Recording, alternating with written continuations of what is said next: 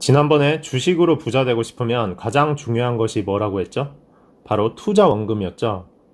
투자는 돈이 돈을 버는 것이다. 그러니까 돈을 벌어오는 그 돈에게 힘을 실어주자. 이거였습니다. 못 보신 분들은 지난 영상 봐주시면 좋겠습니다. 지난번에 얘기한 대로 주식할 때 투자 원금을 키우기 힘든 진짜 이유를 이번에 얘기해 볼 건데요. 내가 돈이 많아도 주식에 실제로 올인하기는 어렵다고 했어요. 왜 그럴까요? 자, 저번에 언급했던 매니저 A하고 B를 다시 소환해 볼게요. A는 연평균 12%, 최대 수익 2배, 최대 손실 마이너스 50%, 평균 손실 마이너스 20%, 손실 빈도는 3분의 1. B는 연평균 5%, 최대 수익 30%, 최대 손실 마이너스 13%, 평균 손실 마이너스 3%, 손실 빈도 5분의 1이었어요.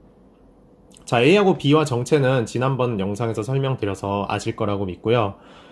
우리가 예를 들어서 10억 원을 가졌어요. 그러면 이 10억 원을 몰빵할 때 A에 몰빵할 그런 자신이 있으신가요? 만약에 넣었다가 한번 손실을 보면은 평균적으로 2억이 날아가는 거고, 운 나쁘게 걸리면 반타작에서 5억이 날아가는 거예요. 물론 장기로 묶어두면은 손실을 봤더라도 나중에는 원금 복구하고 다시 오를 수도 있겠지만, 그게 언제가 될지는 아무도 모르는 겁니다.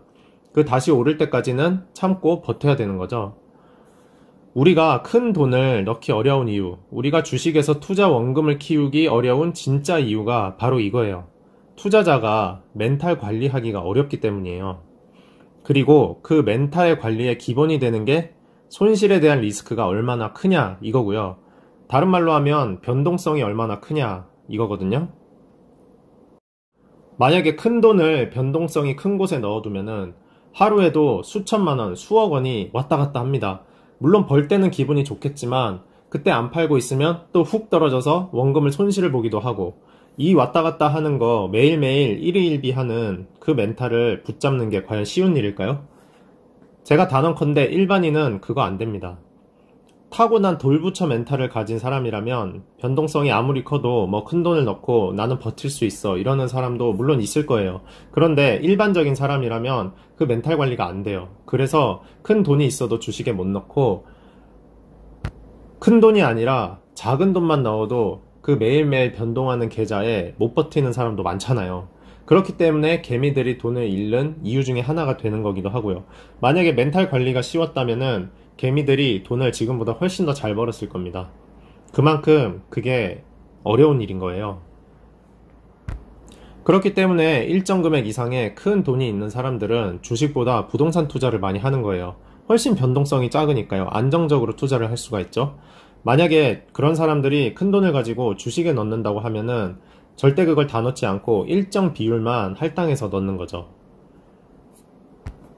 유튜브에 보면은 제가 가끔 그 슈퍼개미 김정환님 나오는 영상을 보는데, 그분이 한번 그런 얘기를 했어요. 올해 초에 폭락장이 왔잖아요. 그러면 100억 원을 가진 계좌도 깡통을 차는 경우가 있다고 해요.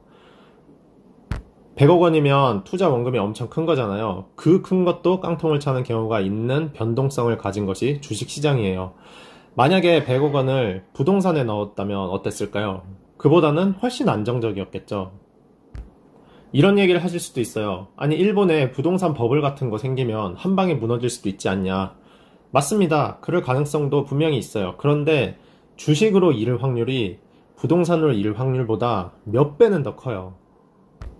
만약에 부동산 버블을 걱정하실 분이라면 주식으로라면은 멘탈 관리 절대 안 될 겁니다. 그런 분이라면 더더욱 투자 원금을 키우기가 힘들 거고요. 결론적으로 얘기하면은 주식할 때 여러분이 투자 원금을 키우려면은 손실에 대한 리스크를 줄여야 되고요. 다른 말로 하면 변동성을 줄여야 돼요. 그래야 안정적으로 멘탈 관리하면서 투자 원금을 키우고 큰 돈을 투자할 수가 있어요. 그리고 투자 원금이 커야 제가 아까 말씀드렸듯이 투자의 기본 원리죠. 그 큰 돈이 열심히 일해서 큰 돈을 우리에게 벌어다 주는 거예요. 그래서 부자가 되는 거죠. 만약에 나는 소액으로 투자를 해서도 큰 돈을 만든 능력이 있다.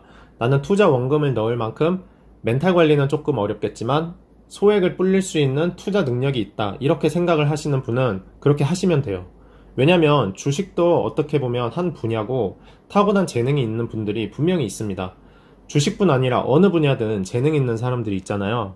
주식도 마찬가지이기 때문에 그런 분이 있지만 일반적인 사람이라면 투자의 기본 원리대로 가는 거예요. 제가 이번 영상에서 말씀드리고 싶은 핵심은 이겁니다.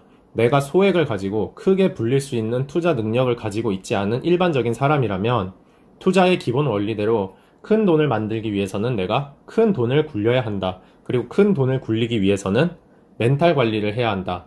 그리고 멘탈 관리를 하기 위해서는 손실에 대한 리스크, 그리고 변동성을 줄여야 한다.